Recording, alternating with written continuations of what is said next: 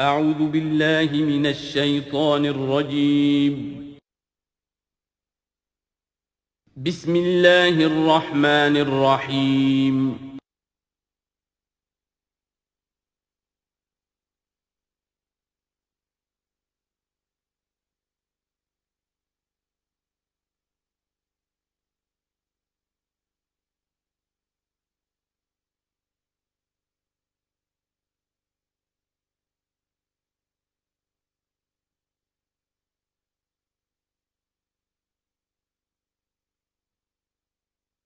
اعوذ باللہ من الشیطان الرجیم بسم اللہ الرحمن الرحیم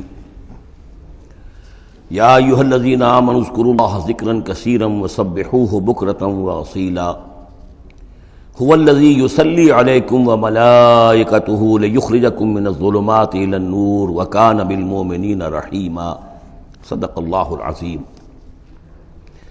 اہل ایمان اللہ کا ذکر کیا کرو کثرت کے ساتھ۔ ذکر کثیر سے مراد کیا ہے؟ کہ انسان کسی بھی حال میں ہو اللہ کو یاد رکھے۔ پنجابی میں ایک کہاوت ہے، ہتھ کارول دل یارول۔ کام آپ کر رہے ہیں، کوئی بھی کر رہے ہیں، لیکن یہ کہ آپ کا دل اللہ کے ساتھ لگا ہونا چاہیے۔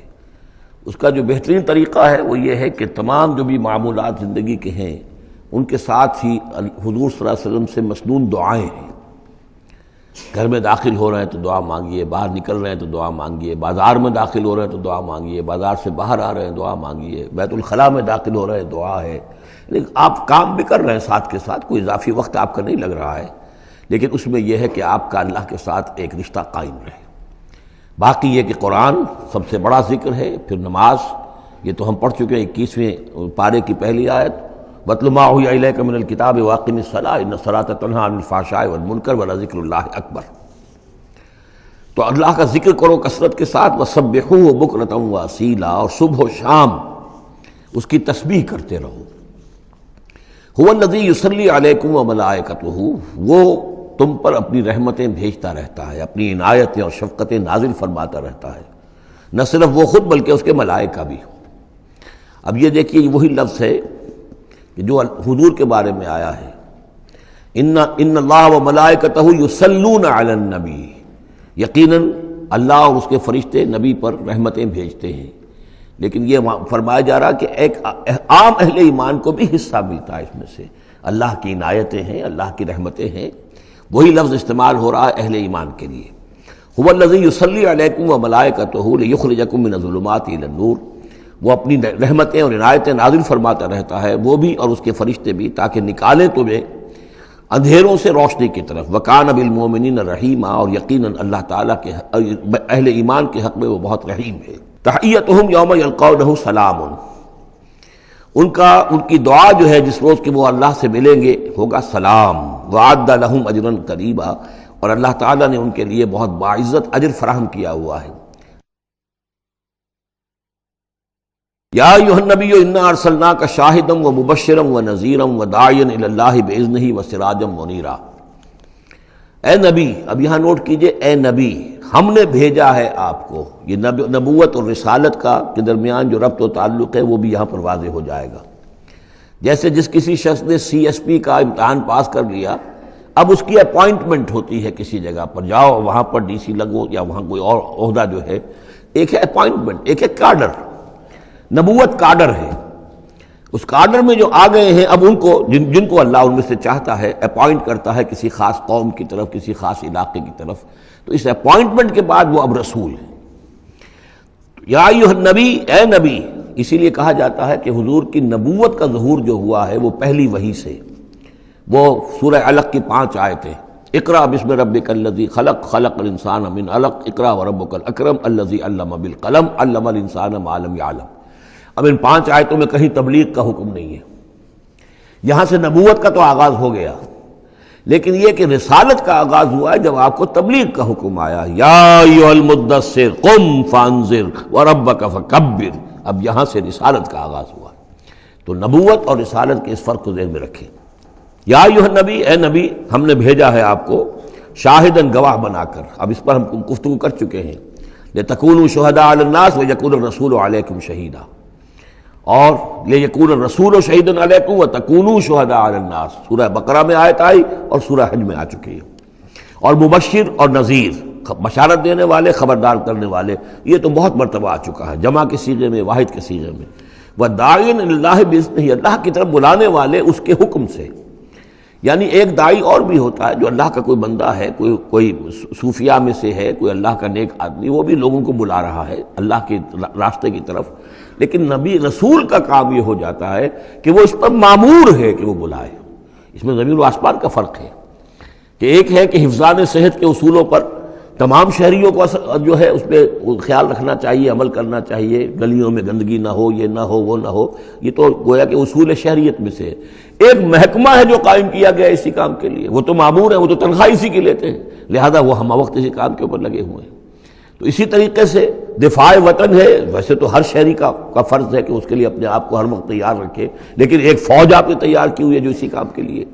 تو رسول تو گویا کہ وہ پھر داعی اللہ باذنہ، اللہ کے حکم سے مامور من اللہ ہو کر پھر وہ جو ہے دعوت دیتا ہے۔ وسراجا منیرا، اور آپ کو ایک بہت روشن چراغ بنا دیا، چراغ ہدایت۔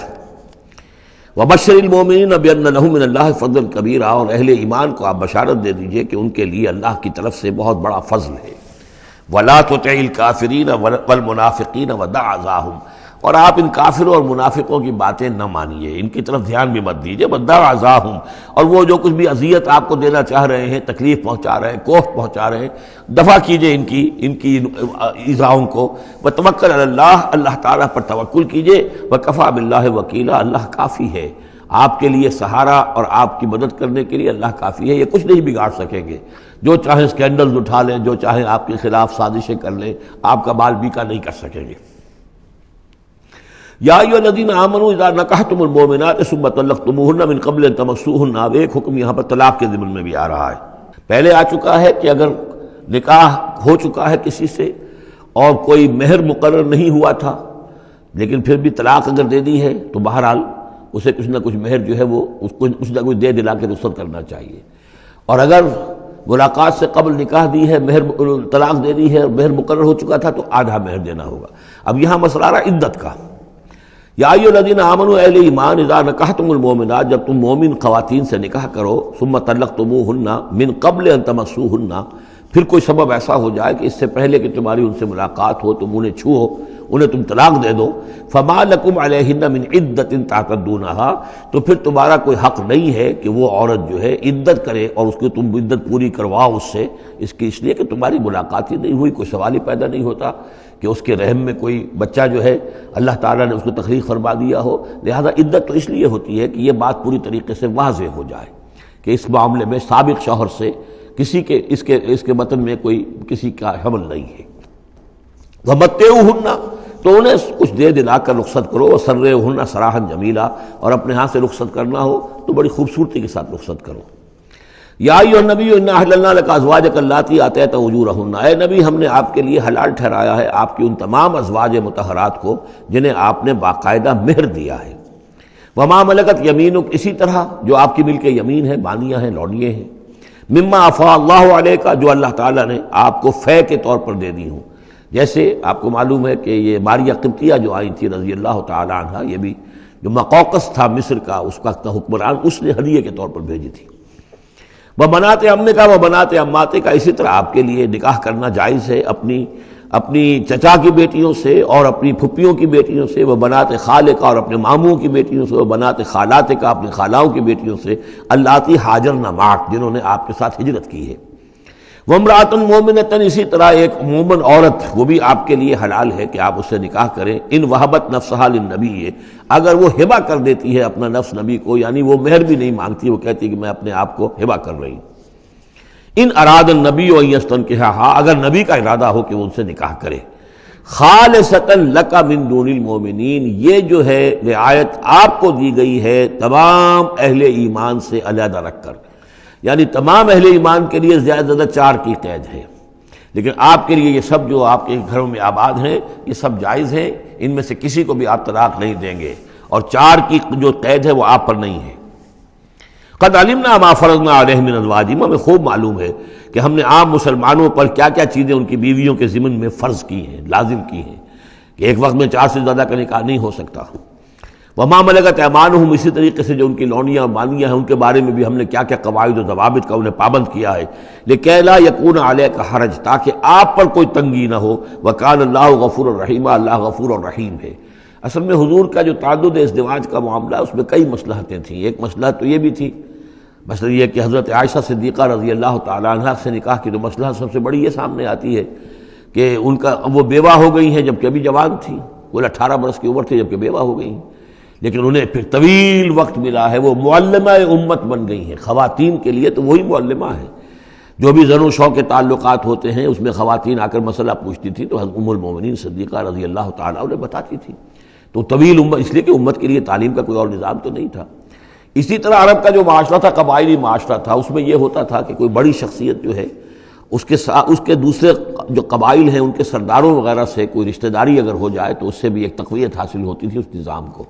تو یہ مختلف اسباب سے حضور کے لیے خاص طور پر یہ رعایت جو ہے کی گئی ہے کہ جو عام مسلمانوں کے لیے نہیں ہے۔ وکان اللہ غفور الرحیم، یقینا اللہ غفور الرحیم ہے۔ ترجی من تشاء منہن وتؤوی الیہ من تشاء، اور پھر یہ بھی کہ آپ کر سکتے ہیں کہ ان میں سے جس کو چاہیں ذرا اپنے سے دور کر دیں اور جس کو چاہیں اپنے قریب لے آئیں۔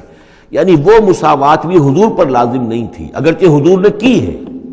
لیکن وہ مساوات حضور پر لازم نہیں تھی، اس لیے کہ آپ کو یہ اجازت دی گئی تھی کہ اگر اپنی ازواج مطہرات میں سے کسی کو ذرا فاصلے پر کر دیں، ذرا اس سے اپنا وقت وغیرہ دینا کم کر دیں تو کوئی حرج نہیں تھا، آپ پر کوئی اس کی ملامت نہیں تھی اللہ کی طرف سے۔ کسی کو زیادہ آپ اپنے پاس رکھیں یا زیادہ اس کے پاس ٹھہرے تو اس میں بھی کوئی پابندی آپ پر نہیں تھی۔ صاف اجازت دی گئی ہے ترجی من تشاء، جو دور ذرا کر دے اپنے سے جس کو چاہے، وتؤوی الیک من تشاء، اور جس کو چاہے اپنے پاس قریب کر لو، ومن ابتغیت ممن عزلت، اور جسے آپ نے کہیں ذرا سا اپنے سے پرے کر دیا ہو اگر انہیں دوبارہ قریب اپنے لانا چاہو فلا جناح علیک، تو اس میں بھی آپ پر کوئی حرج نہیں ہے۔ ذالک ادنیٰ ان تقر اعینہن، یہ زیادہ قریب تر ہے اس سے کہ ان کی آنکھیں بھی ٹھنڈی رہیں، ولا یحزن، اور وہ رنجیدہ نہ ہوں، یعنی ایسا نہ ہو کہ کسی اپنی زوجہ محترمہ سے آپ ذرا زیادہ دیر کے لیے جو ہے وہ دور رہیں، ایسا بھی نہیں ہونا چاہیے، ان کی بھی آنکھوں کی ٹھنڈک رہنی چاہیے۔ وَيَرْضَيْنَ بِمَا آتَيْتَهُنَّ كُلُّهُنَّ، اور تاکہ وہ سب کی سب راضی رہیں ان چیزوں سے جو آپ انہیں دیتے ہیں۔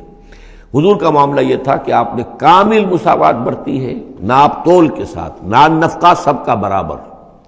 وقت اپنا سب کے ساتھ برابر، باریاں مقرر ہیں اور باریوں پر ہی آپ سب شب باشی فرماتے تھے، آج ان کے پاس ہے، کل ان کے پاس ہے، پرسوں ان کے پاس ہے۔ ایک وقت آپ نے رکھا تھا جب مدینے میں آپ ہوتے تھے تو عصر اور مغرب کے درمیان چند منٹ کے لیے، 5-5 7-7 منٹ کے لیے آپ سب کے ہاں ہو آتے تھے تاکہ سب سے اس روز کی ملاقات ہو جائے۔ باقی یہ ہے کہ شام کو شب باشی، ظاہر بات ہے رات کو کہ ایک کے ہاں ہوتی تھی، اور ہر چیز کے اندر جو ہے حضور نے صلی اللہ علیہ وسلم پوری مساوات کی ہے۔ اور اس پر بھی آپ کہتے تھے اللہم ھذا قسمی فیما املک، اے اللہ جو چیزیں میرے اختیار میں ہیں، جن میں ناپ تول ہو سکتا ہے اس میں تو میں نے برابر کی تقسیم کر دی ہے، فلا تلمنی فیما تملک ولا املک، تو اللہ مجھے اس پر ملامت نہ ہو کہ جو میرے اختیار میں نہیں بلکہ تیرے اختیار میں، یعنی میرا دلی رجحان اگر ان میں سے کسی ایک طرف زیادہ ہے تو ظاہر بات ہے انسان کو اس کے اوپر اختیار نہیں ہے، اور یہ سورہ نساء میں آ بھی چکا ہے کہ یہ معاملہ تو تم چاہو بھی تو اس میں تمہارے لیے ممکن ہی نہیں ہے کہ اس قلبی رجحان کو بھی برابر تقسیم کر سکو، یہ تمہارے اختیار میں نہیں ہے، تو ظاہر بات ہے اس کے اوپر اللہ تعالیٰ کی طرف سے بات کچھ بھی نہیں ہے۔ واللہ یعلم ما فی قلوبکم، اللہ جانتا ہے جو کچھ کہ تمہارے دلوں میں ہے، وقال اللہ علیما حکیما، اللہ علیم اور حکیم ہے۔ لا یحل لک النساء من بعد، لیکن اب اس کے بعد جتنے بھی نکاح آپ کر چکے ہیں اب آپ کے لیے کوئی اور نکاح کرنا جائز نہیں ہے۔ یہ صورتحال بس اب فل سٹاپ لگ گیا ہے، اب نہ تو ان میں سے کسی کو آپ طلاق دیں گے اور نہ ہی مزید کوئی شادی کریں گے۔ ولا ان تتبدل بہن من ازواج، اور نہ یہ کہ آپ ان میں سے کسی کی جگہ کسی اور کو لائیں گے۔ ولو اعجبک حسنہن، خواہ آپ کو وہ بہت پسند بھی آئی ہو، اگر کسی خاتون کی طرف آپ کی رغبت ہو بھی گئی ہو بربنائے طبع بشری، تو اب آپ کو مزید نکاح کی اجازت نہیں ہے۔ دیکھیے قرآن مجید صاف صاف بات کرتا ہے، خود حضور نے صاف بات کی ہے، مجھے تمہاری اس دنیا سے 2 ہی چیزیں پسند ہیں یا شاید 3 چیزیں پسند ہیں، ایک تو یہ کہ خوشبو پسند ہے، ایک عورتیں مجھے پسند ہیں۔ تو جو آپ نے اس میں قطعاً کوئی آپ نے جھجک نہیں رکھی کہ جو باتیں ہیں، جو بھی فطرت ہے انسان کی اور جو بھی اللہ تعالیٰ نے بنائی ہے اس کے مطابق، تو آپ نے فرمایا کہ مجھے تو دلچسپی ہے، کوئی شک نہیں۔ وَلَوْ أَعْجَبَكَ حُسْنُهُنَّ، اگرچہ کوئی آپ کو زیادہ ہی پسند آ جائے، لیکن یہ کہ اب آپ کو اجازت نہیں ہے نکاح کی، إِلَّا مَا مَلَكَتْ يَمِينُكَ، سوائے اس کے کہ جو آپ کی باندھی ہو، کوئی لوڈی ہو، کسی جنگ میں اگر وہ معاملہ ہو جاتا ہے تو اس کا معاملہ علیحدہ ہے، یہ نکاح کا معاملہ ہے۔ حضور کے ہاں دو لونڈیاں ہیں، ماریہ قبطیہ اور ایک حضرت ریحانہ رضی اللہ تعالیٰ عنہما۔ وَكَانَ اللَّهُ عَلَىٰ كُلِّ شَيْءٍ رَقِيبًا، اللہ تعالیٰ ہر چیز پر نگران ہے، ہر چیز کا پہرا دے رہا ہے۔ یا ایھا الذین آمنوا لا تدخلوا بیوت النبی الا ان یؤذن لکم، اب دیکھیے جو ہم سورہ نور میں پڑھ آئے ہیں کہ اے مسلمانوں تم کسی گھر کے اندر داخل نہ ہو جب تک کہ تمہیں حتیٰ تستانسوا ویؤذن لکم، اور اجازت نہ تمہیں مل جائے اور تم ان سے جو ہے پہلے بات چیت کرو، اذن لے کر داخل ہو۔ یہ سورہ نور میں آیت نمبر 27 اور 28، حتیٰ تستانسوا، اور 28 میں آیا یؤذن لکم۔ لیکن یہ اس سے پہلے حکم آ رہا ہے، یہ حکم بھی سب سے پہلے نبی کے گھر کے بارے میں آیا، جیسا کہ میں بتا چکا ہوں یہ سن 5 کا نزول ہے، وہ سن 6 کا نزول ہے، پھر اس کو ایکسٹینڈ کیا ہے تمام مسلمانوں پر۔ یا ایھا الذین آمنوا، اہل ایمان مت داخل ہو جایا کرو نبی کے گھروں میں، الا ان یؤذن لکم، الا یہ کہ تمہیں اجازت دی جائے،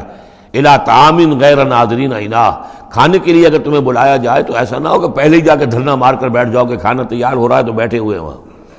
ولیکن اذا دعیتم فادخلوا، جب تمہیں بلایا جائے تب داخل ہو، فاذا طعمتم فانتشروا، جب کھانا کھا لو تو پھر وہاں سے منتشر ہو جاؤ، چلے جاؤ۔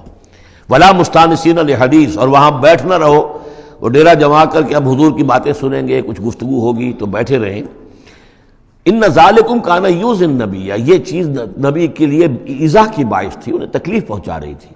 وہی جو پرائیویسی ہے گھر کی، اب اس میں یہ ہے کہ کوئی آ گیا ہے اور دھرنا مار کے بیٹھا ہوا ہے، اور حضور کی مروت ہے، حضور شرافت کی وجہ سے کچھ کہہ بھی نہیں سکتے ہیں، اور ظاہر بات ہے وہ کوئی ایک کنال کے اور ایک ایکڑ کے گھر تو تھے نہیں، وہ چھوٹا سا کوئی ایک حجرہ ہے۔ اب اسی میں بعض اوقات ایسا ہوتا تھا کہ حضرت عائشہ کے حجرے میں کوئی شخص آ گیا ملنے کے لیے، اس نے اذن چاہا تو حضور نے بلا لیا، تو حضرت عائشہ ذرا پیٹھ موڑ کر بیٹھ گئی، اپنی کمر ادھر کر دی، کوئی چادر اوپر لے لی، اور کہاں جگہ تھی وہاں پر، وہیں پر آ کر وہ شخص آ کے اپنی بات کرتا تھا، پھر چلا جاتا تھا۔ تو فرمایا کہ یہ چیزیں جو ہے یہ یقیناً تکلیف باعث بن رہی تھی۔ ان ذالکم کان یؤذی النبی فیستحیی منکم، تو وہ تو تم سے حیا کرتے ہیں، کہہ نہیں سکتے کچھ۔ واللہ لا یستحیی من الحق، اللہ کو حق کے بیان کرنے میں کوئی جھجک نہیں ہے۔ وَإِذَا سَأَلْتُمُوهُنَّ مَتَاعًا فَاسْأَلُوهُنَّ مِنْ وَرَاءِ حجاب، اب یہ پہلی مرتبہ لفظ حجاب آیا ہے قرآن میں۔ جب تمہیں نبی کی بیویوں سے کوئی چیز مانگنی ہو تو پردے کی اوٹ سے مانگو۔ یہ گویا کہ اس پردے اور حجاب کے لیے پہلا حکم آیا ہے کہ دروازوں کے اوپر پردے ڈال دیے جائیں، اور یہ کہ پردے کے پیچھے سے رو در رو ہو کر نہیں، ایک دوسرے کے آمنے سامنے ہو کر نہیں، پردے کے پیچھے سے مانگو۔ یہاں سے حجاب کا سلسلہ اب شروع ہوا۔ ذالک اطہر لقلوبکم وقلوبہن، یہی زیادہ پاکیزہ طرز عمل ہے تمہارے دلوں کے لیے بھی، ان کے دلوں کے لیے بھی۔ ظاہر بات ہے کہ مرد اور عورت کے درمیان جو بھی اللہ تعالیٰ نے رکھی ہے، کشش رکھی ہے، اب ان چیزوں میں بہتر یہی ہے کہ نگاہ ایک دوسرے پر نہ پڑے۔ وما کان لکم ان تؤذوا رسول اللہ، اور تمہارے لیے یہ بالکل جائز نہیں ہے کہ تم اللہ کے رسول کو ایذا پہنچاؤ۔ اصل میں اس مسئلے میں ایک بات اور بھی سمجھ لیجئے، حضور کے ساتھ معاملہ خاص بھی تھا۔ ایک تو یہ کہ یہ تمام اصلاحات ہیں جو تمام مسلمان معاشرے کے لیے ہیں، لیکن یہ کہ اس کے لیے چیریٹی بگنز ایٹ ہوم، پہلا کام جو شروع کیا گیا ہے وہ محمد رسول اللہ کے گھر سے۔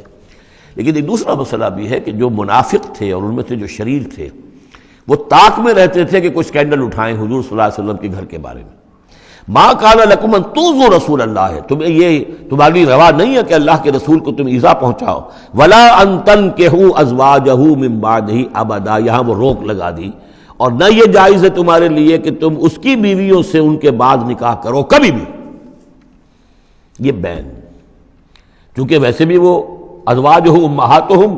اس کی جو بیویاں ہیں حضور کی، وہ تو تمہاری اہل ایمان کی مائیں ہیں، وہ ایک درجہ وہ بھی آ گیا۔ اب خاص صراحت کے ساتھ بھی کہہ دیا ولا ان تنکحوا ازواجہ من بعدہ ابدا، حضور کی ازواج کے لیے چونکہ اس کا کوئی امکان نہیں تھا،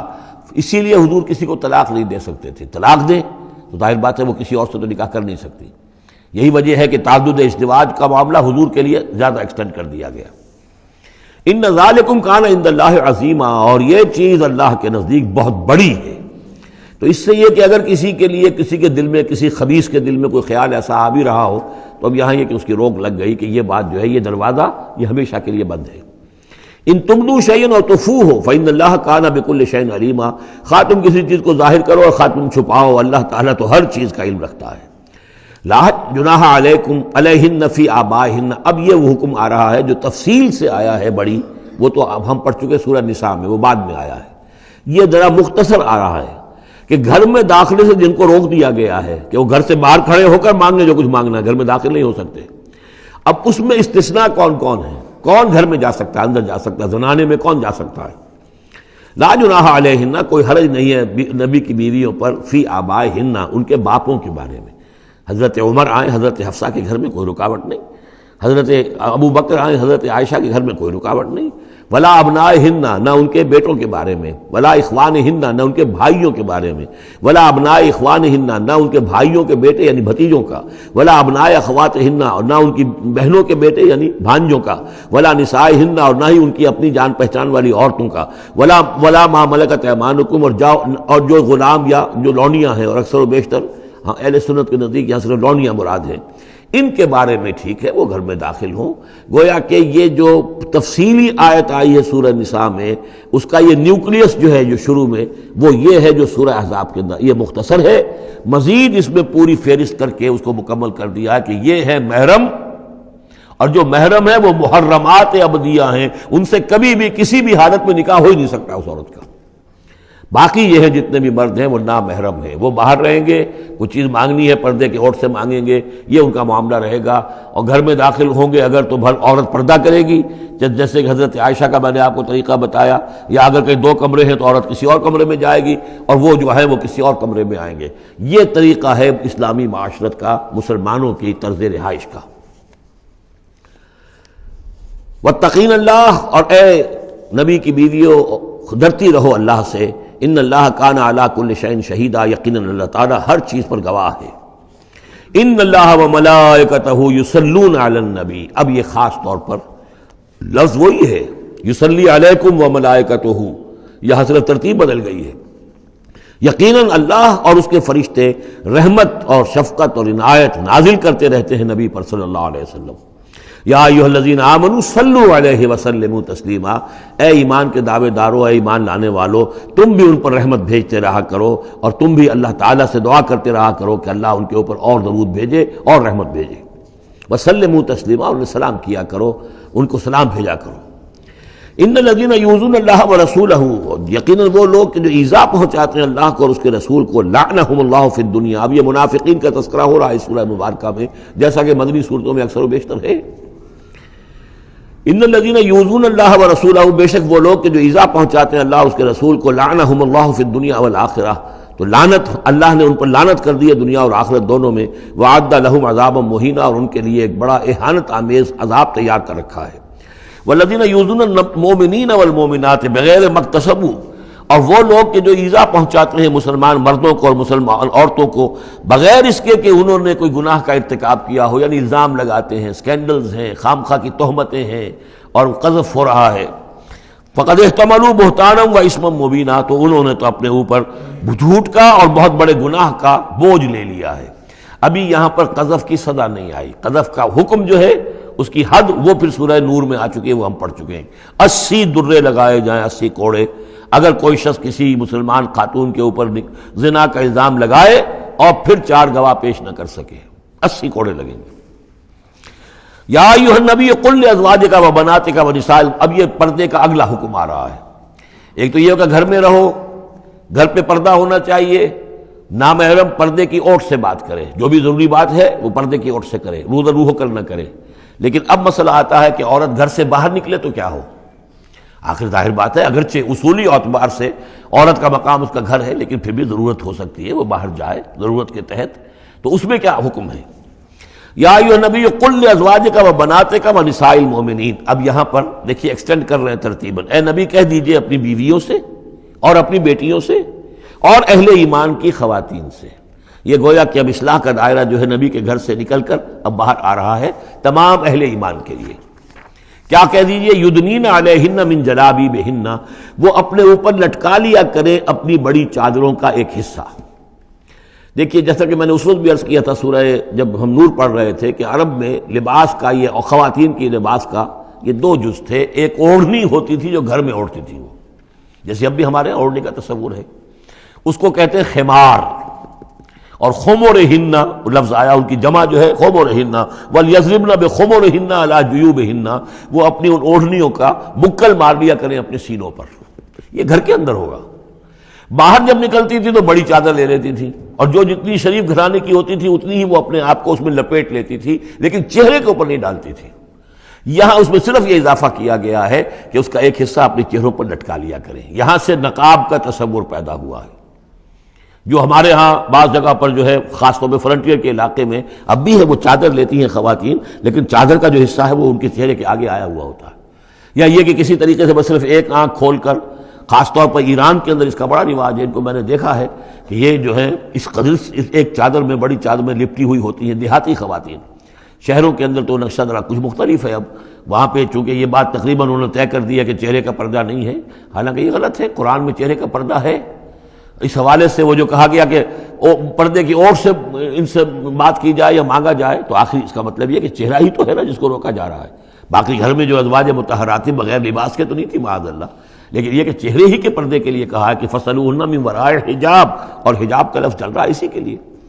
لیکن یہ کہ اب یہ حکم دیا گیا کہ آپ ایک چادر کو، جو چادر لے کے آپ نکلتی ہی ہیں باہر، جو بھی شریف خواتین ہیں، وہ چادر کو ذرا اپنے چہروں کے اوپر لٹکا لیا کریں. یہ جلباب کہلاتا تھا، بڑی چادر جو لے کر نکلتے تھے. تو ایک ہے خمار، اوڑھنی، جس کی جمع ہے خمرہن، خمر. ایک ہے جلباب، بڑی چادر، جس کی جمع ہے جلابیب، جلابیبہن. وہ اپنی بڑی چادروں کا ایک حصہ اپنے سامنے لٹکا لیا کرے چہرے کے. ذالک ادنی ان یعرفن، یہ بہتر ہے اور نزدیک تر ہے اس سے کہ ان کو پہچان لیا جائے کہ یہ شریف گھرانے کی خواتین ہیں. کیونکہ وہاں لونڈیاں باندیاں جو ہوتی تھیں ان کے ہاں وہ رواج نہیں تھا. ابھی یہ جو گھر کی خاندانی خواتین ہیں ان کے ساتھ یہ بات شروع کی جا رہی ہے. فلا یؤذین، تو انہیں کوئی ایذا نہ پہنچائی جائے. وکان اللہ غفور الرحیم، اور یقینا اللہ غفور الرحیم ہے. لئن لم ينتهِ المنافقون، اگر یہ منافق باز نہ آئے، والذین فی قلوبہم مرض، اور وہ جن کے دلوں میں روگ ہے، والمرجفون فی المدینہ، اور وہ لوگ کہ جو سنسنی پیدا کرتے ہیں مدینہ کے اندر، ایسی خبریں اسکینڈلائز کر کے اور سنسنی پیدا کرتے ہیں کہ یہ بات ہو گئی، فلاں نے یہ کہہ دیا، فلاں نے یہ تہمت لگا دی. لنغرینک، اگر یہ باز نہ آئے تو اے نبی پھر ہم آپ کو اکسا دیں گے، آپ کو اجازت دے دیں گے کہ آپ ان کے خلاف کوئی اقدام کریں. لنغرینک بہم، ہم ان کے اوپر حملہ کرنے کی اور ان کو سزا دینے کے لیے آپ کو کھلی چھوٹ دے دیں گے. ثم لا یجاورونک فیہا الا قلیلا، پھر یہ شہر مدینہ کے اندر آپ کے پڑوسی بن کر نہیں رہ سکیں گے مگر یہ تھوڑا سا وقت جو یہ گزار رہے ہیں. ملعونین، ان پر پھٹکار ہے. اینما ثقفوا اخذوا وقتلوا تقتیلا، جہاں بھی یہ پائے جائیں، پکڑے جائیں اور قتل کیے جائیں، ٹکڑے کر دیے جائیں. لیکن یہ وہ حکم جو ہے یہ ایک اللہ تعالیٰ کی بیزاری اور شدت ناراضگی کا مظہر ہے. لیکن منافقین کے اعتبار سے کبھی اس طرح کا کوئی اقدام حضور کی سیرت میں ثابت نہیں ہے. سنت اللہ فی الذین خلوا من قبل، یہ اللہ کی سنت ہے، اللہ کا طریقہ ہے، اللہ کا قانون ہے. یہ ان قوموں کے بارے میں، امتوں کے بارے میں بھی جو پہلے گزر چکی ہیں. ولن تجد لسنت اللہ تبدیلا، تم نہیں پاؤ گے اللہ کی سنت میں کوئی تبدیلی. یسألک الناس عن الساعہ، اے نبی لوگ آپ سے قیامت کے بارے میں پوچھتے ہیں. قل انما علمها عند اللہ، کہہ دیجئے اس کا علم تو اللہ کے پاس ہے. وما یدریک لعل الساعۃ تکون قریبا، اور تمہیں کیا معلوم ہو سکتا ہے کہ قیامت قریب آ چکی ہو. ان اللہ لعن الکافرین وعد لهم سعیرا، اللہ نے کافروں پر لعنت فرمائی ہے اور ان کے لیے دہکتی ہوئی آگ تیار کر رکھی ہے. خالدین فیہا ابدا، اس میں رہیں گے ہمیشہ ہمیش. لا یجدون ولیا ولا نصیرا، نہیں پائیں گے کوئی حمایتی اور نہ مددگار. یوم تقلب وجوہہم فی النار، جس دن کے وہ اوندھے کر دیے جائیں گے آگ میں. یقولون یا لیتنا اطعنا اللہ واطعنا الرسول، اس وقت کہیں گے کہ ہائے کاش کہ ہم نے اطاعت کی ہوتی اللہ کی اور اطاعت کی ہوتی اس کے رسول کی. وقالوا ربنا انا اطعنا سادتنا وکبراءنا فاضلونا السبیل، وہ کہیں گے اے اللہ ہم نے تو اپنے سرداروں اور اپنے جو بڑے چودھری تھے ان کی اطاعت ہم نے کی، ان کا کہنا مانا، ان کے کہے پر چلے، بس انہوں نے ہمیں صحیح راستے سے بھٹکا دیا. ربنا آتہم ضعفین من العذاب، اے اللہ ان کو دگنا عذاب دے. ولعنہم لعنا کبیرا، اور ان پر لعنت فرما بہت ہی بڑی لعنت. یا ایھا الذین آمنوا لا تکونوا کالذین آذوا موسیٰ وبرأہ اللہ مما قالوا، اہل ایمان ان لوگوں کے مانند نہ ہو جاؤ کہ جنہوں نے موسیٰ کو اذیت دی تھی. دیکھیں موسیٰ کو ایک اذیت تو وہ تھی جو ہم سورہ مائدہ میں پڑھائے ہیں کہ جب موسیٰ نے کہا علیہ الصلوۃ والسلام کہ اب اللہ کی راہ میں جنگ کرو، اور پوری قوم نے انکار کر دیا. ظاہر بات ہے کہ جو آپ پر بیزاری طاری ہوئی جس پر آپ نے کہا کہ رب انی لا املک الا نفسی واخی فافرق بیننا و بین القوم الفاسقین، تو اس سے اندازہ ہو رہا ہے کس قدر آپ کو تکلیف پہنچی ہے۔ ایک بات روایات میں آتا ہے کہ آپ پر کچھ جسمانی عیب بھی لگایا گیا تھا، وہ اپنی حیا اور شرم کی وجہ سے وہ اپنا لباس جو ہے وہ خاص طور پر اکثر و بیشتر کبھی بھی آپ عریان نہیں ہوتے تھے، جو ان کے ہاں جو رواج تھا ان میں یہ ہے کہ اتنا لحاظ نہیں رکھتے تھے، لیکن یہ کہ اب انہوں نے یہ کہنا شروع کر دیا کہ کوئی عیب ہے ان کے اندر جسمانی طور پر جس کی وجہ سے یہ اتنے شرم اور حیا کا مظاہرہ کرتے ہیں۔ بہرحال اللہ تعالیٰ نے اس کے لیے ایک سبیل پیدا کی، ایک لمبا قصہ ہے کہ جو احادیث میں موجود ہے۔ تو فرمایا تو اب یہ ہے ذاتی قسم کی ایذا، اور میں سمجھتا ہوں کہ وہ حدیث جو اندر جو واقع ہے وہ صحیح ہے، اس لیے کہ یہاں بھی ذاتی قسم کی ایذا ہے جس کا تذکرہ ہو رہا ہے کہ حضور کو حضور کے ازواج مطہرات کے حوالے سے کوئی اس طرح کا سکینڈل اٹھا کر جو ہے تو وہ تو تکلیف، جیسے کہ سورہ نور میں ہم پڑھ آئے ہیں کہ کس قدر دن آپ پر سخت گزرے ہیں وہ جبکہ حضور حضرت عائشہ پر جو ہے وہ تہمت لگائی گئی تھی۔ تو یا ایھا الذین آمنوا لا تکونوا کالذین آذوا موسیٰ، ان لوگوں کے مانند نہ بن جاؤ کہ جنہوں نے موسیٰ کو اذیت دی تھی، فبرأہ اللہ مما قالوا، تو اللہ تعالیٰ نے انہیں بری ثابت کیا، ان کی ثابت کر دیا کہ ان میں وہ عیب نہیں ہے جو انہوں نے ان پر لگایا تھا۔ وکان عند اللہ وجیہا، اور وہ تو اللہ کے نزدیک بہت وجیح انسان تھے، صاحب حیثیت، صاحب وجاہت۔ یا ایھا الذین آمنوا اتقوا اللہ وقولوا قولا سدیدا، اہل ایمان اللہ کا تقوی اختیار کرو اور بات کرو سیدھی، خاص طور پر یہ گھریلو زندگی کے اندر چونکہ یہ معاملات ہو رہے ہیں تو یہ کہ گھریلو زندگی میں خاص طور پر انسان جو ہے زبان کا استعمال جو ہے اس میں محتاط رہے۔ یصلح لکم اعمالکم، اللہ تعالیٰ تمہارے سارے اعمال درست کر دے گا، ویغفر لکم ذنوبکم، اور اگر کبھی کسی نسیان یا کسی جذبات کے رو میں کوئی غلطی ہو جائے گی تو اللہ تعالیٰ تمہاری خطائیں بخش بھی دے گا۔ وَمَن يُطِعِ اللَّهَ وَرَسُولَهُ فَقَدْ فَازَ فَوْزًا عَظِيمًا، اور جو کوئی بھی اللہ اور اس کے رسول کی اطاعت پر کاربند ہو گیا اس نے تو بہت بڑی کامیابی حاصل کر لی۔ یہ دو آیتیں جو ہیں، یا ایھا الذین آمنوا اتقوا اللہ وقولوا قولا سدیدا یصلح لکم اعمالکم ویغفر لکم ذنوبکم ومن یطع اللہ ورسولہ فقد فاز فوزا عظیما، یہ بھی حضور نے خطبہ نکاح میں شامل کی تھی، جیسے سورہ نساء کی پہلی آیت، یا ایھا الناس اتقوا ربکم الذی خلقکم من نفس واحدۃ وخلق منها زوجها وبث منهما رجالا کثیرا ونساء واتقوا اللہ الذی تساءلون به والارحام ان اللہ کان علیکم رقیبا، ایک وہ آیت، دو یہ، اور ایک آیت سورہ آل عمران کی، یا ایھا الذین آمنوا اتقوا اللہ حق تقاتہ ولا تموتن الا وانتم مسلمون۔ انا عرضنا الامانۃ علی السماوات والارض والجبال، ہم نے امانت کو پیش کیا آسمانوں پر اور زمین پر اور پہاڑوں پر، فابین ان یحملنها، تو ان سب نے انکار کر دیا اس کو اٹھانے سے، واشفقن منها، اور اس سے ڈر گئے، وحملها الانسان، انسان نے اسے اٹھا لیا، انہ کان ظلوما جہولا، یقیناً وہ نادان بھی تھا اور ظالم بھی تھا، یعنی اپنے آپ پر ظلم کیا اتنی بڑی امانت سنبھال کر۔ اب یہ امانت کون سی ہے، اس پر بہت سے اقوال ہیں تفسیری، اب ظاہر بات ہے کہ یہاں ان میں سے کون سا کہ کیا دلیل ہے، کسی کے حق میں کیا دلیل ہے، میں جس کو رد کر رہا ہوں کیوں کر رہا ہوں اس کا موقع نہیں ہے، لیکن میرے نزدیک اور مجھے اس پر جزم ہے، پوری طریقے سے وثوق ہے، اس امانت سے مراد ہے روح، یہ عالم امر کی شے ہے، اور لا کر عالم خلق، یہ ہمارا وجود حیوانی جو ہے یہ عالم خلق کی شے ہے، عالم امر کی شے کو بطور امانت عالم خلق کے اس وجود کے اندر امانت کے طور پر رکھا گیا ہے، یہ اللہ کی امانت ہے، وَنَفَخْتُ فِيهِ مِن رُوحِي، اپنی روح میں سے پھونک دوں تمہارے اندر، تو یہ ہے امانت، بہت عظیم امانت ہے۔ عالم امر میں آپ کو بتا چکا ہوں صرف فرشتے اور ارواح انسانیہ، یہ عالم امر کی چیز ہے، انہی کی جو کمیونیکیشن ہے وہی اس کو بھی امر کہا گیا ہے، عالم امر کی شے ہے۔ باقی جتنے بھی ہیں یہ جنات ہوں یا جو بھی حیوانات ہیں، ہمارا بھی جو جسد حیوانی ہے وہ جو ہے عالم خلق کی شے ہے، اور یہی شے ہے اصل میں وہی جس کی بنا پر کہ انسان مسجود ملائک بنا ہے، یہ جو روح ہے اسی کی بنا پر مسجود ملائک ہے، اسی کے بنا پر خلافت ملی ہے، اسی کے بنا پر وحی کا یہ محبت بنا ہے کہ وحی اس کو آ سکتی ہے، جنات کے ہاں وحی نہیں ہے، ان میں روح نہیں ہے، وحی نہیں ہے، کوئی نبی جنات میں نہیں بھیجا گیا، بلکہ انسانوں ہی میں جو نبی آئے انہی کی پیروی جو ہے وہ جنات بھی کرتے رہے۔ اور یہ جو روح کے بھوکے جانے سے پہلے یہ کیفیت تھی وہ تھا ظلوم اور جہول، یہ میں سمجھتا ہوں کہ انسان کا جو حیوانی وجود ہے جو میں نے کئی مرتبہ اس سے پہلے بیان کیا اس میں تو کمزوری ہے، خلق الانسان من عجل، خلق الانسان ضعیفا،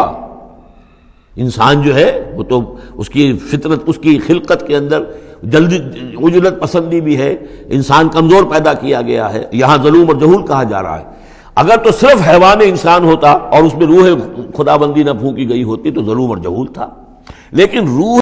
خدا بندی پھونکے جانے کے بعد اب صورت وہ نہیں ہے، اسی لیے فرمایا گیا والتین والزیتون وطور سینین وہذا البلد الامین لقد خلقنا الانسان فی احسن تقویم ثم رددناہ اسفل سافلین۔ ہم نے پیدا کیا انسان کو تو سب سے پہلے پیدا کیا تھا ارواح کی شکل میں، وہ احسن تقویم بلند ترین رتبے کی شے، لیکن پھر اسے لوٹا دیا ہے نچلوں میں سب سے نیچے، یعنی جنات سے بھی نیچے چلا گیا انسان۔ کیوں چلا گیا؟ کہ اس کا یہ جسد حیوانی جو ہے ان سے کم تر ہے، اس میں یہ ڈال دی گئی روح۔ تو یہ ہے وہ امانت میرے نزدیک، واللہ عالم۔ لِيُعَذِّبَ اللَّهُ الْمُنَافِقِينَ وَالْمُنَافِقَاتِ، اس امانت ہی کا اب یہ ظہور ہوگا۔ اس کا نتیجہ کیا نکلے گا؟ جو اس امانت کا حق ادا کرے گا اس کے لیے اللہ تعالیٰ کے لیے روح و ریحان و جنت نعیم۔ جو اس امانت میں خیانت کرے گا، اس کا حق ادا نہیں کرے گا، وہ حیوانی بن کر رہ جائے گا، حیوانی خواہشات اور حیوانی ہی داعیات ہی کا تابع فرمان بن کر رہ جائے گا۔ اس نے گویا کہ خیانت کی اس امانت میں، اس کے لیے لِيُعَذِّبَ اللَّهُ الْمُنَافِقِينَ وَالْمُنَافِقَاتِ وَالْمُشْرِكِينَ وَالْمُشْرِكَاتِ، تاکہ نتیجہ یہ نکلے کہ اللہ عذاب دے منافق مردوں کو، منافق عورتوں کو، اور مشرک مردوں کو اور مشرک عورتوں کو۔ وَيَتُوبَ اللَّهُ عَلَى الْمُؤْمِنِينَ وَالْمُؤْمِنَاتِ، اور اللہ تعالیٰ عنایت فرمائے اور معاف کرے اور توبہ قبول کرے اور توبہ کی توفیق دے اہل ایمان مردوں کو بھی، اہل ایمان عورتوں کو بھی۔ وَكَانَ اللَّهُ غَفُورًا رَحِيمًا، یقیناً اللہ تعالیٰ غفور اور رحیم ہے۔ یہ جو چوتھا گروپ تھا مکی اور مدنی صورتوں کا وہ یہاں ختم ہوا، 8 مکیات اور 1 مدنی صورت۔ اب 5واں گروپ شروع ہو رہا ہے، اس میں 13 ہیں مکی صورتیں اور پھر 3 آئیں گی مدنی صورتیں، لیکن یہ جان لیجئے کہ اب جو مدنی صورتیں آئیں گی وہ چھوٹی چھوٹی ہیں، زیادہ سے زیادہ 4 رکوع، اکثر و بیشتر 2 رکوع۔ یہ جو بڑی مکیات تھی وہ تقریباً مدنیات جو ہیں وہ ختم ہو چکی ہیں، سورہ بقرہ، سورہ آل عمران، سورہ انفال۔ ترتیب کیا ہے؟ پہلے سورہ بقرہ ہے، پھر سورہ انفال ہے، پھر سورہ آل عمران ہے، پھر سورہ نساء ہے، پھر سورہ نور ہے، پھر سورہ احزاب ہے، پھر سورہ نور ہے، پھر سورہ مائدہ ہے۔ یہ ہے طویل جو سائزیبل اور طویل مدنیات ہیں، باقی چھوٹی جو ہے وہ ان کے بین ان کے درمیان آتی رہی ہیں۔ جیسے سورہ صف جو ہے وہ بھی سورہ احزاب کے ساتھ ہی متصلاً نازل ہوئی ہے، سورہ محمد ہے وہ بھی سورہ بقرہ کے ساتھ متصلاً نازل ہوئی ہے، وہ بھی غزوہ بدر سے پہلے نازل ہوئی ہے۔ تو چھوٹی صورتوں کا معاملہ جو ہے وہ علیحدہ ہو جائے گا، لیکن یہ کہ عام بڑی صورتوں کی ترتیب یہ ہے، البقرہ اور پھر انفال، پھر آل عمران، پھر نساء، پھر یہ جو ہم نے ابھی ختم کی احزاب، اور پھر نور، اور پھر مائدہ۔ سورۃ السبا، بسم اللہ الرحمن الرحیم۔ اب نوٹ کر لیجئے یہ آخری مرتبہ 2 صورتیں قرآن میں آ رہی ہیں جو الحمدللہ سے شروع ہو رہی ہیں، تقریباً 7 8 پاروں کے فصل سے۔ سورہ فاتحہ الحمد سے شروع ہوئی، الحمدللہ رب العالمین الرحمن الرحیم۔ پھر سورہ انعام آئی تھی، وہ بھی الحمدللہ الذی خلق السماوات والارض وجعل الظلمات والنور۔ اس کے بعد پھر 15ویں پارے میں آئی سورہ کہف، الحمدللہ الذی انزل علی عبدہ الکتاب ولم یجعل لہ عوجا۔ اور اب پھر یہ 7 پاروں کے بعد 22ویں پارے میں سورہ سبا بھی ہے، اس سے آگے سورہ فاطر بھی ہے، یہ جوڑے کی شکل میں ہے، اور یہ دونوں الحمدللہ سے شروع ہو رہی ہیں۔ الحمدللہ الذی لہ ما فی السماوات و ما فی الارض، کل تعریف، کل حمد، کل شکر اللہ کے لیے ہے جس کی ملکیت ہے ہر وہ شے، وہ سب کچھ جو آسمانوں میں ہے اور وہ سب کچھ جو زمین میں ہے، وَلَهُ الْحَمْدُ فِي الْآخِرَةِ، اور آخرت میں بھی اسی کے لیے حمد ہوگی، وَهُوَ الْحَكِيمُ الْخَبِيرُ، اور یقیناً وہ سب کچھ جاننے والا ہے، باخبر ہے اور کمال حکمت والا۔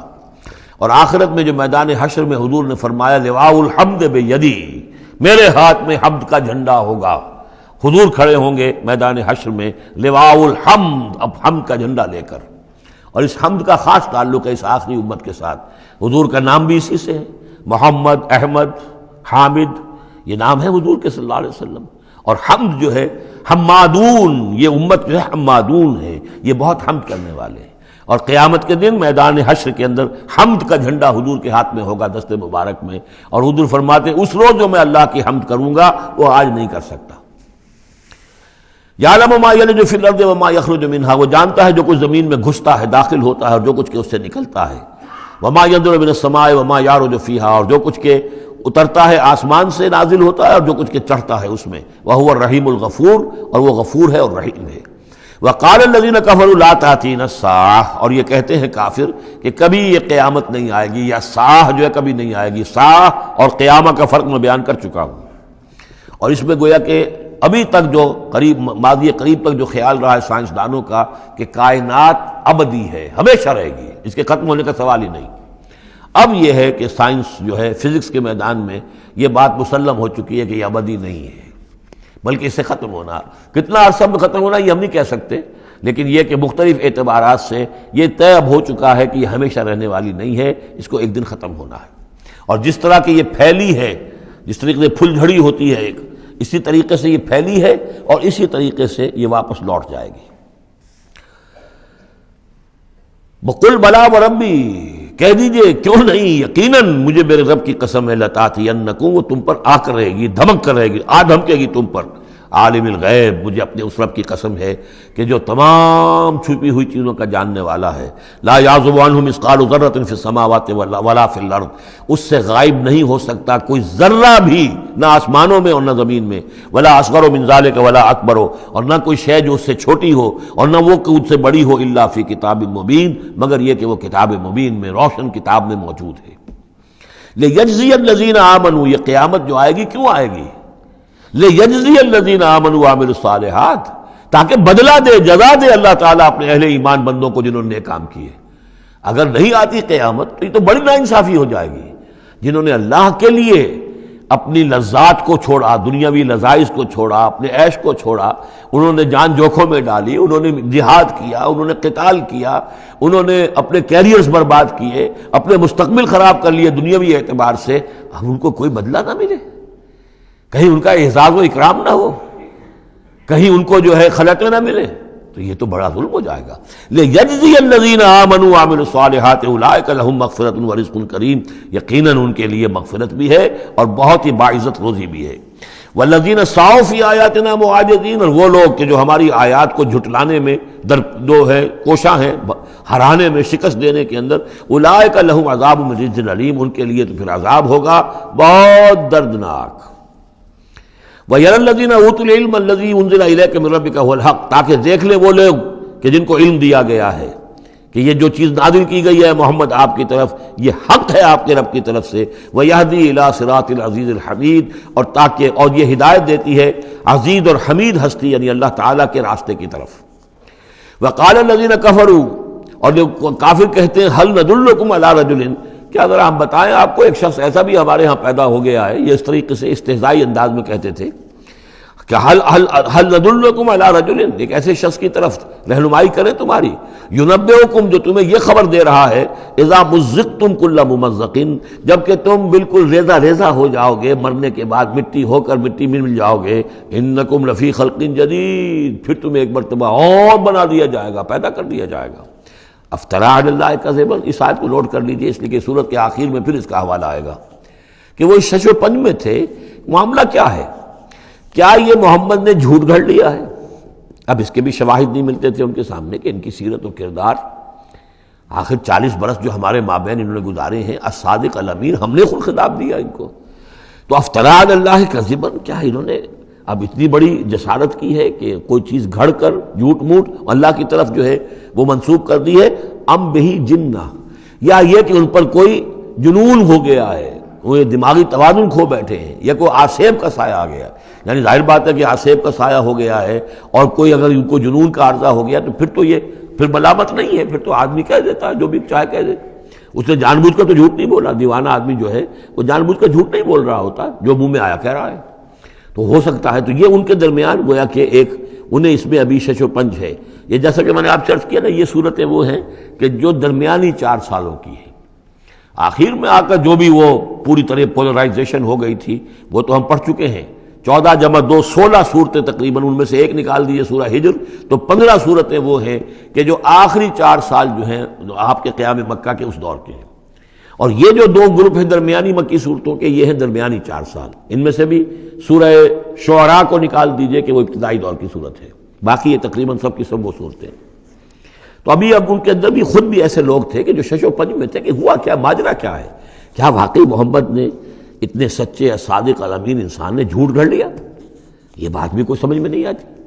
اور کیا ان کو اوپر کوئی دیوانہ پن طاری ہو گیا ہے، کوئی جنون کا عرصہ ہو گیا؟ یہ اس کے بھی شواہد نظر نہیں آ رہے. بل الذین لا یؤمنون بالآخرۃ فی العذاب، بلکہ یہ وہ لوگ کہ جو آخرت پر یقین نہیں رکھتے وہ عذاب میں آئے ہوئے ہیں، ان کی جان اس ضیق میں پھنس گئی ہے، والضلال ہے، اور وہ اس میں یعنی گمراہی کے اندر پڑ گئے ہیں بڑی دور کی، اور ان کی سمجھ میں جو بات آ نہیں رہی ہے. اگر آخرت کا انہیں یقین ہوتا تو یہ بات ان کو سمجھ میں آ جاتی. افلم یروا الی ما بین ایدیہم وما خلفہم، تو کیا انہوں نے دیکھا نہیں جو کچھ ان کے سامنے ہے اور جو کچھ ان کے پیچھے ہے، من السماء والارض، آسمانوں اور زمین میں سے. سامنے کیا ہے؟ آپ کائنات کو دیکھتے ہیں، یہ سب آپ کے سامنے ہے. پیچھے کیا ہے؟ تاریخی شواہد جو ہیں وہ آپ کے پیچھے. تو یہ جو ایام اللہ کے ذریعے سے تذکیر ہوتی ہے یہ ہے پیچھے، اور جو آلاء اللہ سے جو تذکیر ہوتی ہے یہ ہے سامنے کی شے. تو انہوں نے کیا دیکھا نہیں؟ ان نشاء نخسف بہم الارض، اگر ہم چاہیں تو ان کو زمین میں دھسا دیں، اور نسقط علیہم کسفا من السماء، اور اگر ہم چاہیں تو ان پر آسمان کا کوئی ٹکڑا گرا دیں. ان فی ذلک لآیۃ لکل عبد منیب، یقیناً اس میں نشانی ہے ہر اس شخص کے لیے، ہر اس بندے کے لیے جو اللہ کی طرف رجوع کرے. وَلَقَدْ آتَيْنَا دَاوُودَ مِنَّا فَضْلًا، اور ہم نے داؤد کو، حضرت داؤد حضرت سلیمان دونوں کا ذکر آیا تھا اس سے پہلے سورہ نمل میں، لیکن وہاں حضرت داؤد کا ذکر بہت ہی مختصر پہلی آیت میں تھا، باقی سارا معاملہ پھر حضرت سلیمان کا تھا. لیکن یہاں اب ذرا حضرت داؤد علیہ السلام کی شخصیت کو زیادہ اور ان کا ایک واقعہ بیان کیا جا رہا ہے. وَلَقَدْ آتَيْنَا دَاوُودَ مِنَّا فَضْلًا، اور ہم نے داؤد کو اپنی طرف سے اپنے خاص خزانہ فضل سے بڑا فضل عطا کیا تھا. یا جبال اوبی معہ والطیر، اور ہم نے حکم دے دیا تھا پہاڑوں کو بھی اور پرندوں کو بھی کہ ان کے ساتھ آواز میں آواز ملا کر حمد کے ترانوں میں ان کے ساتھ شامل ہو جائیں. یہ تعویب کہتے ہیں ترجیح، لوٹانا. جیسے کہ کسی وقت کوئی گانا ہو رہا ہے تو گانے میں کوئی ایک بول ہوتا ہے جو بار بار آتا ہے، اور یہ کہ اس کو پھر بہت سے لوگ مل کر گاتے ہیں. کوئی ایک گانے والا ہے یا گانے والی ہے، عام گانا مین تو اس کا ہے، لیکن کوئی درمیان میں ایسی چیز آتی ہے کہ جس کو وہ سب کے سب مل کر آواز میں پھر اس کو دہراتے ہیں. یہ ہے تعویب.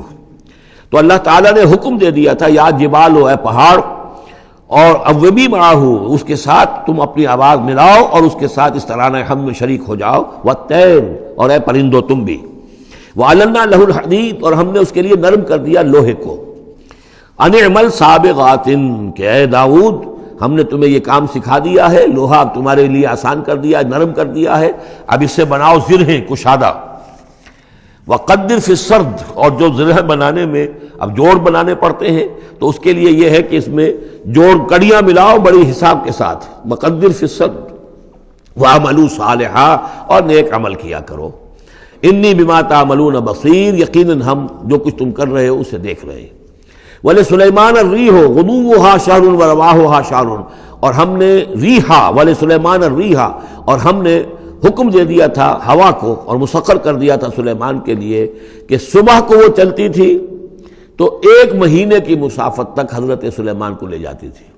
یعنی عام حالات میں جو ان کا اس زمانے کے جو بھی ٹرانسپورٹ کے اور جو بھی مینز آف کمیونیکیشن تھے، تو 1 مہینے میں جو مسافت طے ہو سکتی تھی وہ تیز ہوا جو حضرت سلیمان کے حکم سے چلتی تھی، تو صبح کے وقت وہ صرف ایک صبح میں وہ اتنی دور تک سفر کرا دیتی تھی. وَرَوَاحُهَا شَهْرٌ، اور اسی طریقے سے شام کی منزل بھی 1 مہینے کی مسافت. وَأَصَلْنَا لَهُ عَيْنَ الْقِطْرِ، اور ہم نے اس کے لیے جاری کر دیا تھا ایک چشمہ پگھلے ہوئے تانبے کا. وَمِنَ الْجِنِّ، اور جنات میں سے ہم نے ان کے تابع کر دیے تھے، مسخر کر دیے تھے، مَن يَعْمَلُ بَيْنَ يَدَيْهِ، جو ان کے سامنے مشقت کرتے تھے، مزدوری کرتے تھے، ان سے کام لیتے تھے حضرت سلیمان بِإِذْنِ رَبِّهِ، اپنے رب کے اذن سے. وَمَن يَزِغْ مِنْهُمْ عَنْ أَمْرِنَا، اور جو کوئی بھی ان میں سے ہمارے حکم سے کوئی سرتابی کرتا تھا، ٹیڑھا ہوتا تھا، نُذِقْهُ مِنْ عَذَابِ السَّعِيرِ، ہم اس کو عذاب دکھاتے تھے، بہت جلا دینے والا عذاب. یعملون لہ، اور یہ شیاطین، یہ جن جو کیا کرتے تھے ان کے لیے، یعملون لہ ما یشاء، ہر عمل کرتے تھے اور وہ چیزیں بناتے تھے جو وہ چاہتے تھے. من محاریب، بڑی بڑی عمارتیں بناتے تھے. بتماثیل، بڑے بڑے مجسمے بناتے تھے. اب یہ تماثیل کا بنانا جو ہے شریعت محمدی میں حرام ہو چکا ہے، لیکن یہ کہ معلوم ہوتا ہے کہ اس وقت تک اس کے اندر حرمت نہیں تھی. جفان کا جواب، اتنے بڑے بڑے کڑھائے ہوتے تھے لگن کہ جیسے کہ وہ تالاب ہیں، اور قدور الراسیات، اور اتنی بڑی دیگیں ہوتی تھی جو ہل نہیں سکتی کہیں، بس وہ مستقل طور پر چولہوں کے اوپر رکھ دی گئی تھی۔ اس قسم کی دیگ سنا ہے کہ اجمیر شریف میں ہے، وہاں جو شیخ معین الدین اجمیری رحمۃ اللہ علیہ کا جو مزار ہے، تو وہاں وہ دیگیں ہیں بہت بڑی بڑی، جن کے اندر جو ہے وہ تو پھر انسان اس کے اندر داخل ہو کر پھر وہاں سے بھر بھر کے وہ لوگوں کو دیتے ہیں، اس لیے کہ وہاں جو ہجوم ہوتا ہے تو اس کے لیے اتنا بندوبست وہاں کیا گیا ہے۔ تو ایک نشانی اگر کسی کو دیکھنی ہو تو وہاں جا کر دیکھ لیں۔ لیکن حضرت سلیمان کے لیے یہ جنات کے ذریعے سے اللہ تعالیٰ نے یہ سارا کام فراہم کر دیا تھا۔ اعملوا آل داؤد شکرا، اے داؤد کے گھر والوں، کیونکہ حضرت داؤد کے بیٹے حضرت سلیمان، تو ان سے کہا جا رہا ہے عمل کرو اور احسان مان کر ہماری نعمتوں کا حق ادا کرتے ہوئے، وقلیل من عبادی الشکور، اور واقعہ یہ ہے کہ ہمارے بندوں میں سے، میرے بندوں میں سے شکر کرنے والے کم ہی ہیں۔ فلما قضینا علیہ الموت، جب ہم نے ان پر موت طاری کر دی، ما دلہم علی موتہ،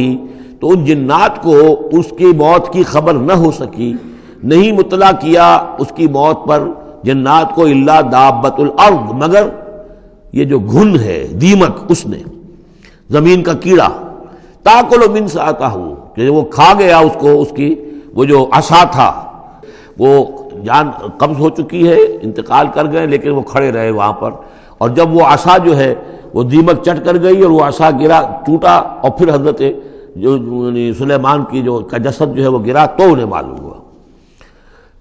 فلما خرّا، تو جب وہ گر پڑے، تبینت الجن، تو اب معلوم ہو گیا جنات کو، اللہ کانوا یعلمون الغیب، اگر انہیں علم غیب حاصل ہوتا، ما لبثوا فی العذاب المہین، تو وہ اس عذاب مہین میں نہ رہتے اتنے عرصے تک۔ وہ یہی سمجھ رہے تھے کہ یہ کھڑے ہوئے ہیں سلیمان، لہذا جو بھی کام لگا رکھا ہے وہ کام کر رہے ہیں۔ لقد کان لسبأ فی مسکنہم آیہ، اسی طرح قوم سبا کے لیے بھی ان کے مسکن میں، ان کے وطن میں ہماری ایک نشانی تھی۔ یہ قوم سبا یمن میں آباد تھی، اور ان کے ہاں یوں سمجھیے کہ 2 سلسلے باغات کے چلے گئے تھے سینکڑوں میل تک، اور بہت عمدہ باغات،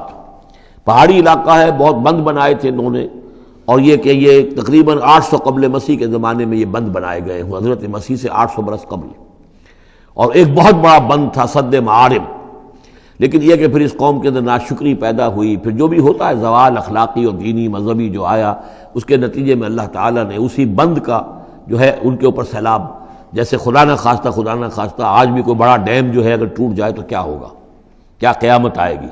کس تیزی کے ساتھ پانی آئے گا، اور کتنی اونچی پانی کی دیوار جو ہے وہ آئے گی، اس طرح کا عذاب آیا اور بہت ہلاک کر دیے گئے۔ اور یہ کہ پھر اس کے بعد جو ہے وہ باغات نہ رہے، بلکہ وہاں پر بس صرف جیسے جنگلوں میں ہوتا ہے کچھ یہ پیلو اور وغیرہ چیزیں جو ہوتی ہیں، ڈیلے، یہ جھاڑیوں میں لگ جاتی ہیں کچھ چیزیں، اور میکسیمم یہ کہ کچھ بیر باقی رہ گئے، باقی ساری نعمتیں اللہ نے ان سے سلب کر لی، کیونکہ انہوں نے شکر نہیں کیا، انہوں نے ناشکری کی۔ حال ہی میں میرا ذہن اس آیہ مبارکہ کی طرف منتقل ہوا ہے پاکستان کی تاریخ کے حوالے سے، کہ جنتین، اللہ نے ہمیں بھی 2 باغ دیے تھے، ایک مشرقی پاکستان، ایک مغربی پاکستان، لیکن جو صورتحال ہوئی ہے، اور کتنی خوشحالی تھی ابتدا میں دونوں جگہ، اور اب کیا حال ہے دونوں جگہ، تو اس کے اندازہ کر لیجئے ایک ہلکے درجے میں وہی ہے کہ فیہ ذکرکم، ہمارا ذکر جو ہے وہ کہیں نہ کہیں موجود ہے، بشرطے کہ ہم قرآن کو پڑھتے ہوئے اس کے بین السطور بھی پڑھنے کی کوشش کریں۔ لقد کان لسبأ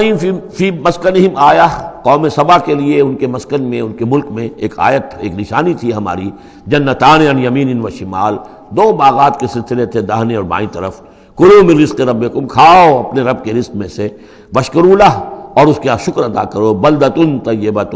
تمہاری یہ بستیاں بہت پاکیزہ ہیں، ورب غفور، اور تمہارا رب جو ہے بہت ہی بخشنے والا ہے۔ فاعرضوا، انہوں نے اعراض کیا، فارسلنا علیہم سیل العرم، پھر ہم نے ان کے اوپر بہت زور کا سیلاب چھوڑ دیا، وبدلناہم، اور ہم نے پھر بدل دیے، بجنتیہم، ان کے ان 2 باغات جن میں ہر طرح کے انواع و اقسام کے پھل تھے، ان کی جگہ پر جنتین، 2 ایسے باغ، ذوات اوکل خمط، کہ کچھ کسیلے قسم کے اس میں کچھ پھل ڈیلے وغیرہ جو ہو جاتے ہیں جھاڑیوں کے اندر، وہ اصل، اور جھاؤ، وشیء من سدر قلیل، تھوڑا سا بس اگر کچھ رہ گیا تھا وہاں پر تو وہ تھی اگر کوئی اچھی چیز تو وہ کچھ بیر تھوڑے سے۔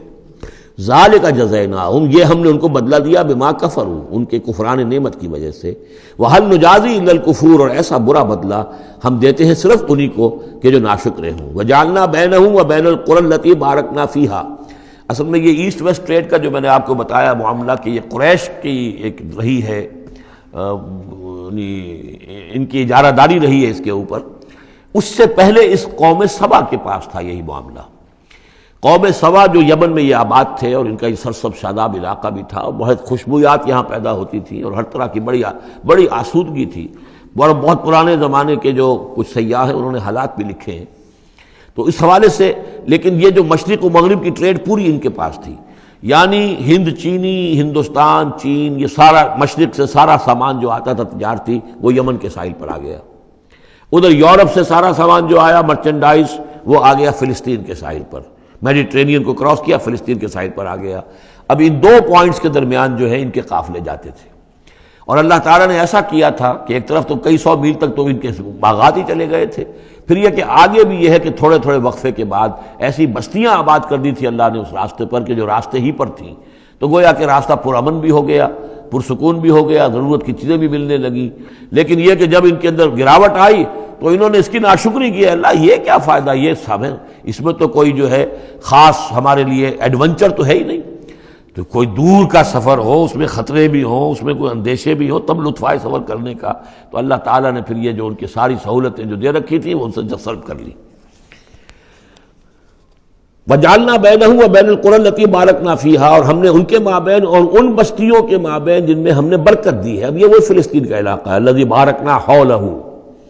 قُرًى ظَاهِرَةً، ہم نے بہت سی بستیاں ایسی بنا دی تھی اس پورے علاقے کے اندر کہ جو ان کے شاہراہ جو تھی تجارتی اس کے عین کناروں پر تھی، ظاہر تھی ان پر۔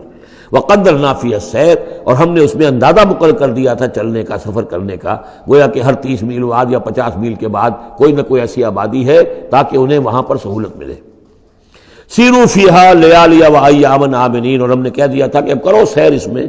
کیا کرو سفر اس میں آرام سے امن کے ساتھ، راتوں کو بھی اور دن کو بھی۔ فقالوا ربنا باعد بین اسفارنا، پروردگار ذرا ہمارے سفروں کے اندر جو ہے وہ ذرا لمبائی پیدا کر دے، دوری پیدا کر دے۔ وظلموا انفسہم، اور انہوں نے اپنے آپ پر ظلم کیا۔ فجعلناہم احادیث، تو اب ہم نے انہیں صرف کہانیاں بنا دیا، اب ان کی کہانیاں رہ گئی ہیں، ان کی تاریخ کے اندر داستانیں رہ گئی ہیں، اب ان کا کوئی نام و نشان نہیں رہا۔ وَمَزَّقْنَاهُمْ كُلَّ مُمَزَّقٍ، اور ہم نے ان کو ریزہ ریزہ کر دیا، ختم کر دیا، منتشر کر دیا۔ اس لیے کہ جب یہ بند ٹوٹا ہے اور سیلاب آیا ہے، یہ آیا ہے کوئی 450 عیسوی میں، یعنی حضور کی ولادت سے لگ بھگ سمجھیے 125 برس پہلے، اور حضور پر جب وحی شروع ہوئی تو تقریباً اسے 150 یا 160 برس پہلے، اور اس کے بعد سے پھر قریش کو یہ ساری تجارت جو ہے مل گئی۔ اب ان کے قافلے جاتے تھے شمال اور جنوب میں، یمن اور فلسطین کے مابین، تو اس لیے یہ زیادہ حضور صلی اللہ علیہ وسلم کی پیدائش سے اور آپ کے زمانے سے زیادہ پرانا واقعہ نہیں ہے۔ وَمَزَّقْنَاهُمْ، اس کے بعد یہاں سے یہ لوگ چلے گئے، خود اوس اور خزرج کے قبیلے جو ہیں یہ بھی یمن ہی سے آ کر آباد ہوئے ہیں اس مدینہ منورہ میں، اور جو عراق وغیرہ کے قبائل ہیں وہ بھی یہاں سے نکل کر جا کر عرب قبائل آباد ہوئے۔ یمن بہت بڑا مرکز رہا تہذیب کا، تمدن کا، عرب تہذیب و تمدن کا بہت بڑا گہوارہ۔ ان فی ذلک لآیات لکل صبار شکور، یقیناً اس میں نشانیاں ہیں ان لوگوں کے لیے جو صبر کرنے والے اور شکر کرنے والے ہیں۔ وَلَقَدْ صَدَّقَ عَلَيْهِمْ إِبْلِيسُ ظَنَّهُ، اور یقیناً ابلیس نے ان کے بارے میں اپنے اس گمان کو سچا کر دکھایا۔ فَاتَّبَعُوهُ إِلَّا فَرِيقًا مِّنَ الْمُؤْمِنِينَ، تو ان سب نے ہی پیروی کی اس ابلیس کی سوائے تھوڑا سا ایک جماعت اہل ایمان کی۔ وَمَا كَانَ لَهُ عَلَيْهِمْ مِّن سُلْطَانٍ، لیکن اس ابلیس کو ان پر کوئی اختیار حاصل نہیں تھا۔ الا لنعلم من یؤمن بالآخرۃ، یہ تو ہم نے جو اس کو مہلت دے رکھی ہے کہ وہ ورغلائے، دھوکہ دے، سبز باغ دکھائے، وہ بھی اس لیے تاکہ ہم دیکھ لیں، واضح ہو جائے کون ہے کہ جو آخرت پر یقین رکھتا ہے، ممن ہوا منہا فی شک، ان سے علیحدہ کر لیں ہم ان کو کہ جو آخرت کے بارے میں شک میں مبتلا ہے۔ وَرَبُّكَ عَلَىٰ كُلِّ شَيْءٍ حَفِيظٌ، اور یقیناً آپ کا پروردگار جو ہے وہ ہر چیز پر نگران اور نگہبان ہے۔ بارک اللہ لی ولکم فی القرآن العظیم ونفعنی وإیاکم بالآیات والذکر الحکیم۔